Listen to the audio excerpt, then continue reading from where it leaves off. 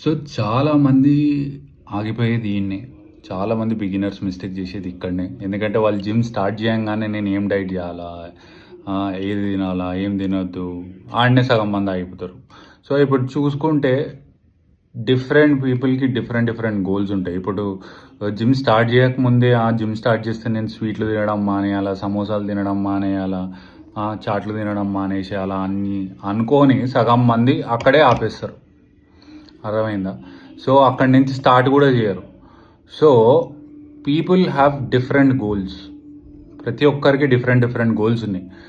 ఇప్పుడు కొంతమందికి body building చేయాలని ఒక గోల్ ఉంటుంది, కొంతమందికి జస్ట్ ఫిట్గా ఉండాలని ఒక గోల్ ఉంటుంది, ఇంకొంతమందికి నేను జస్ట్ ఎక్సర్సైజ్ చేసి కొంచెం యాక్టివ్గా ఉండాలా అని ఇంకొంతమందికి ఉంటుంది.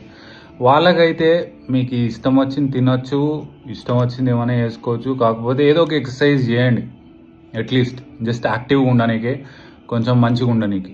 అంతేగాని జిమ్ స్టార్ట్ చేయగానే అన్నీ మానేసేయాలా, తినడం మానేసేయాలి, అది తినడం మానేసేయాలి, ఇది తినడం మానేసేయాలి అనేది పక్కకు పెట్టండి. ఫస్ట్ అయితే స్టార్ట్ చేయండి. ఆ రిజల్ట్స్ చూసి మీకే అనిపిస్తుంది కొన్ని రోజులు అయినాక, ఇది తింటే నాకు ఈ రిజల్ట్స్ అనిపిస్తలేదు, ఇది తింటే ఈ రిజల్ట్స్ వస్తున్నాయి, ఏది మంచిగా ఉన్నదో ఆ తర్వాత డిసైడ్ చేసుకోండి.